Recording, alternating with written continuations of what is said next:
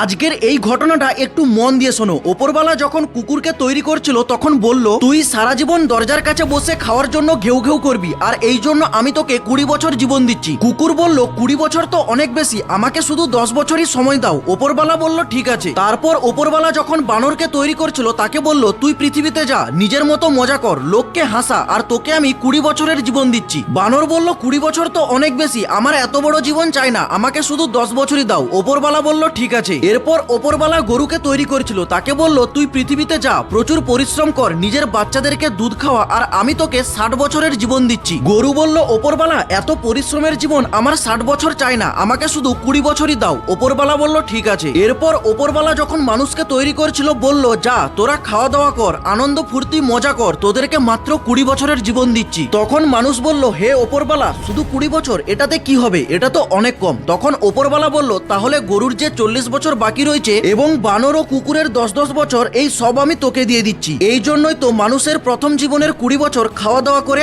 আনন্দ করে, মজা ফুর্তি, জীবনে কোনো টেনশনই থাকে না। কিন্তু পরের 40 বছর যেটা গরুর কাছ থেকে পেয়েছে, সেই সময় গরুর মতো তাকে পরিশ্রম করতে হয় টাকা পয়সা ইনকামের জন্য আর নিজের বউ বাচ্চাকে খাওয়ানোর জন্য। পরের 10 বছর যেটা বানরের কাছ থেকে পেয়েছে, সেই সময় নিজের নাতিপুতিদেরকে আনন্দ দেয় এবং বানরেরই মতো তাদের সাথে খেলাধুলো করে। এবং মানুষের জীবনের শেষের 10 বছর যেটা কুকুরের কাছ থেকে পেয়েছে, সেই সময় মানুষ বুড়ো হয়ে যায় এবং তাদেরকে দরজার সামনেই বসিয়ে রাখা হয় কুকুরেরই মতো।